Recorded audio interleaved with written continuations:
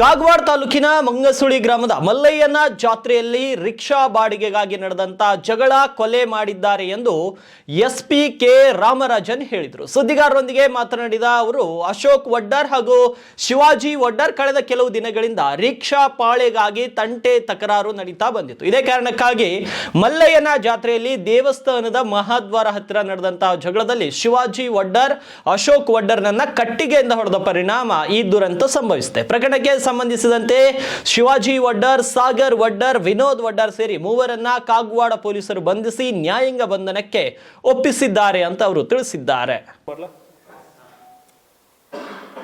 Kagwad police station ವ್ಯಾಪ್ತಿಯಲ್ಲಿರುವ ಮಣಸುಲಿ ಗ್ರಾಮದಲ್ಲಿ ಅಲ್ಲಿ ಕಮಾಂಡ್ ಗೇಟ್ ಹತ್ರ ಆಟೋ ಡ್ರೈವರ್ಸ್ ಒಂದು 2 ಜನ ಪಿಕಪ್ಕ ಮತ್ತು ಶಂಟಿಂಗ್ ಅಲ್ಲಿಂದ ಹೂಗಾರ್ ಹೆಚ್ಚಿಗೆ ಗ್ರಾಮಕ್ಕೆ ಅಲ್ಲಿಂದ ಶಂಟಿಂಗ್ ಮಾಡೋರು.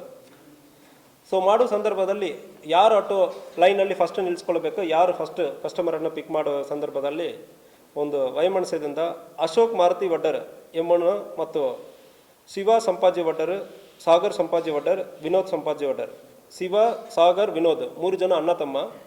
ಈ ಅಶೋಕ್ ಅವನು ಇನ್ನೊಂದು ಆಟೋ ಓನರ್ ಇದ್ದಾನೆ. ಸೊ ಇವರಿಬ್ಬರಿಗೆ ಗಲಾಟೆ ಆಗೋ ಸಂದರ್ಭದಲ್ಲಿ ಕಟ್ಟಿಗೆ ತೊಗೊಂಡು ಈ ಅಶೋಕ್ ಮಾರುತಿಯನ್ನು ಹೊಡೆದಿರೋದು ಕಂಡು ಬಂದಿರ್ತದೆ. ಅವನು ಇಮಿಡಿಯೇಟ್ಲಿ ಹಾಸ್ಪಿಟಲ್ಗೆ ಶಿಫ್ಟ್ ಮಾಡ್ತಾ ಇದ್ರು. ಸೊ ಈ 3 ಜನನ ಇಂಥ ಗಲಾಟೆ ಆಗಿದ್ದು ಅವನು ಹೊಡೆದಾಟಕ್ಕೆ ಬಂದ ಅಂದರೆ ಹೇಳಿ ಇವನ್ ಪೊಲೀಸ್ ಸ್ಟೇಷನ್ಗೆ ಬಂದರು. ಸೊ ಪೊಲೀಸ್ ಸ್ಟೇಷನ್ಗೆ ಬಂದು ಇವರು ಕಂಪ್ಲೇಂಟ್ ಕೊಡುವಾಗಲೇ ನಮಗೆ ಮಾಹಿತಿ ಇತ್ತು, ಅವನು ಅಶೋಕ್ ಮಾರುತಿ ಡೆತ್ ಆಗಿರೋದು ಮಾಹಿತಿ ಬಂದಾದ್ಮೇಲೆ ಇವರನ್ನು ಅರೆಸ್ಟ್ ಮಾಡಿದ್ದೀವಿ, ಪೊಲೀಸ್ ಸ್ಟೇಷನಲ್ಲಿ ಅರೆಸ್ಟ್ ಮಾಡಿದ್ದೀವಿ.